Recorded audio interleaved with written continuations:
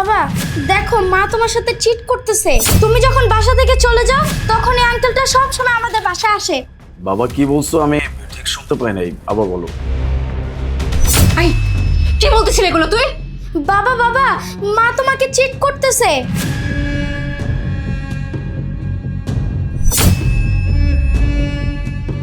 কি?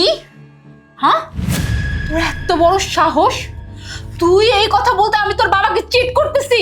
হ্যাঁ, তুই চিটের কি বুঝিস? চিট মানে কি এটা তুই জানিস? তুমি তো বাবাকে চিট করতেছো।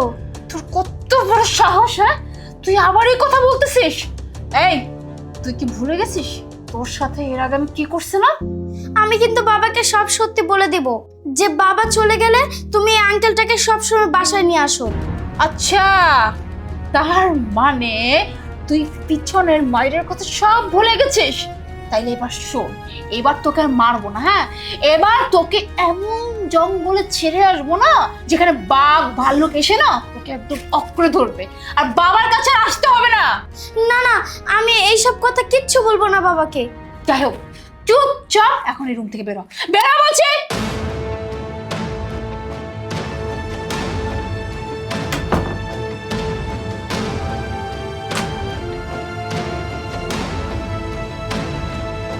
একটুর জন্য বেঁচে গেলাম।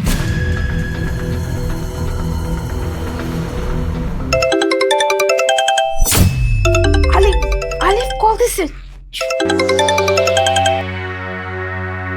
হ্যালো, হ্যাঁ বই, সিয়াম কি যেন একটা বলতেছিল, মা তোমাকে, এরপরে কিছু শুনতে পাইনি। কই? না না, ও বলছিল যে মা তোমাকে অনেক বেশি মিস করতেছে, তুমি কবে আসবে? মিস করে তাহলে ফোনটা কেটে দিল কেন? ফোন না তো, আমি তো ফোন কাটিনি। ফোনটা বোধহয় নেটওয়ার্ক ইস্যুর জন্য অটো কেটে গেছে। ঠিক আছে। হুম, আচ্ছা শোনো না, তুমি গেলে 3 দিনের কথা বলে, কিন্তু আমার কি মনে হচ্ছে জানো, 3 মাস হয়ে গেছে। আমি না তোমাকে অনেক বেশি মিস করতেছি, তুমি কবে আসবা? প্লিজ জলদি আসো না।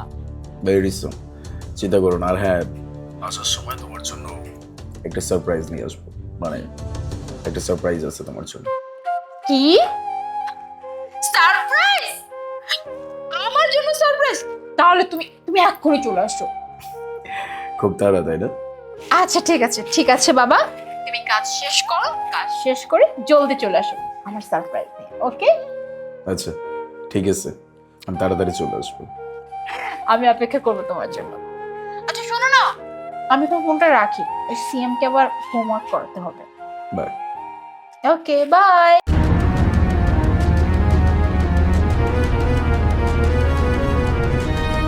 আচ্ছা, তুমি বাচ্চাটার কিছু করতেছো না কেন? দেখবে এই বাচ্চার জন্য একদিন আমরা অনেক বড় প্রবলেমে পড়বো, বলে দিলাম তোমার। আপন, তুমি কি ভুলে যাচ্ছ যে তুমি কাকে নিয়ে কি কথা বলতেছো? হ্যাঁ, ওই বাচ্চাটা না কারো বাচ্চা না, ওই বাচ্চাটা আমাদেরই বাচ্চা, এইটা কিন্তু ভুললে চলবে না। হ্যাঁ, আরে বাবা, মনে থাকে না, ও সবসময় তোমাদের সাথে থাকে না, তাই মনে হয় তোমাদেরই বাড়ি। দেখো আপন, এইটা না ভুললে চলবে না। আর আলিফের কাছে এটা রহস্যই থাকতে দাও যে সিয়াম আমাদের বাচ্চা, আলিফ আর আমাদের বাচ্চা না। আর ও যদি একবারে সত্যিটা জেনে যায় না, তাহলে আমাদের দুইজনের জীবনই না একদম নষ্ট হয়ে যাবে। এই এত সুন্দর যে জীবনযাপন করতেছি, এই জীবনটা থাকবে না।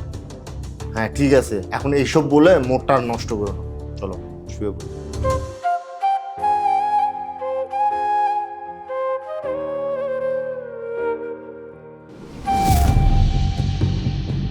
সিয়াম বাবা।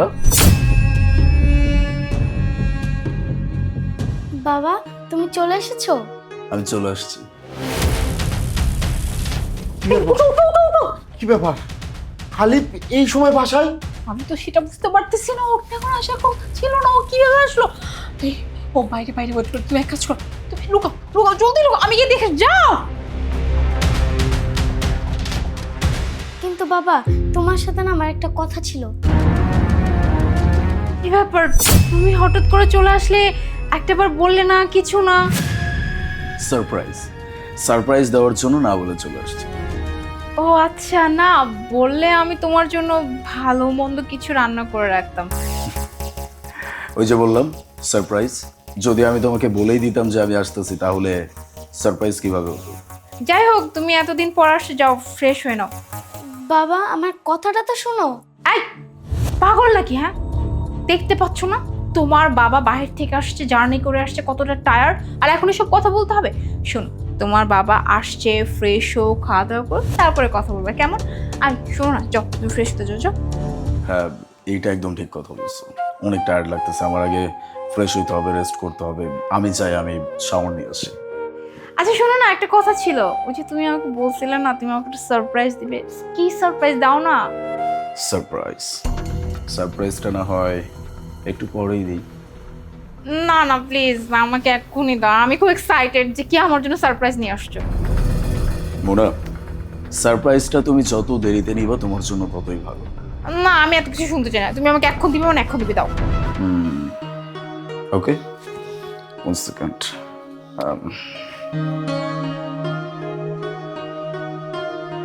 Take it. মোবাইলের মধ্যে বা কি সারপ্রাইজ?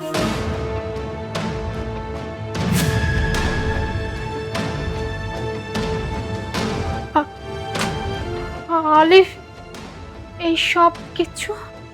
এই সব কিছুই আমি জানি, শুধুমাত্র এই সব কিছু না, সেই ছেলেটা যে এখন আমাদের বাড়িতেই আছে, এমনকি আমার বেডরুমে আছে, সেটা আমি খুব ভালো করে জানি। এখন ভালোই ভালোই বলতেছি, ছেলেটাকে নিজে বের করে নিয়ে আসবা নাকি আমার বের করতে হবে? বাবা সিয়াম, তুমি ভিতরে যাও।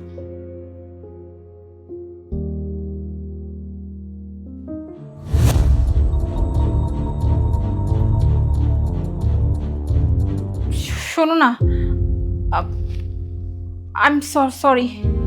সরি? সরি কেন বলতেছো?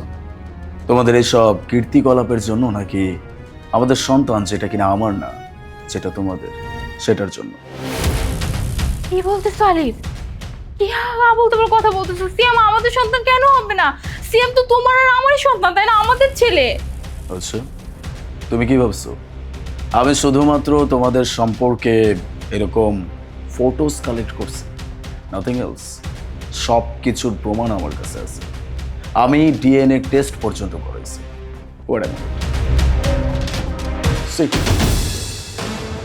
DNA test report. বাস, অনেক হয়েছে। আর একটাও মিথ্যা কথা আমি শুনতে যাচ্ছি না। এই 9 বছর যাবত আমাকে ধোকা দিয়ে যাওয়া হচ্ছে। আমাকে বলা হয়েছে সন্তানটা আমাদের। মাই গুডনেস, যেখানে সন্তান কিনা আমার রক্তের কেউ না। তুমি শুধুমাত্র আমাকে বিয়ে করছো তোমার নিজের খরচ আর তোমার এই বয়ফ্রেন্ডের খরচ, এসব কিছু বহন করার জন্য। তুমি যে আমার ব্যাংক থেকে কত টাকা কোথায় ট্রান্সফার করছো, এই সব কিছুর ডকুমেন্টস কিন্তু আমার কাছে আছে। আমি সব কিছু বের করে তারপরে কথা বলতেছি। আমি বোকার মতো এতদিন যাবত একটা মানুষকে দিনের পর দিন বিশ্বাস করে গেছি, আর সেই মানুষটা আমাকে আমার সন্তান নিয়ে পর্যন্ত মিথ্যা কথা বলছে। ছি, আমি আর তোমার সাথে কথা বাড়াইতে চাচ্ছি না, চলে যাও আমার বাড়ি থেকে। আলিফ মাফ করে দাও। আর একটাও কথা না। এখন যদি আমার মেজাজটা বিগড়ে যায় আর আমি যদি আমার প্রত্যেকটা টাকার হিসাব নেওয়া শুরু করি, তাহলে কিন্তু কি নিস্তার পাবো না। ভালোই ভালোই বলতেছি এই বাড়ি থেকে চলে যেতে। Out, out, out.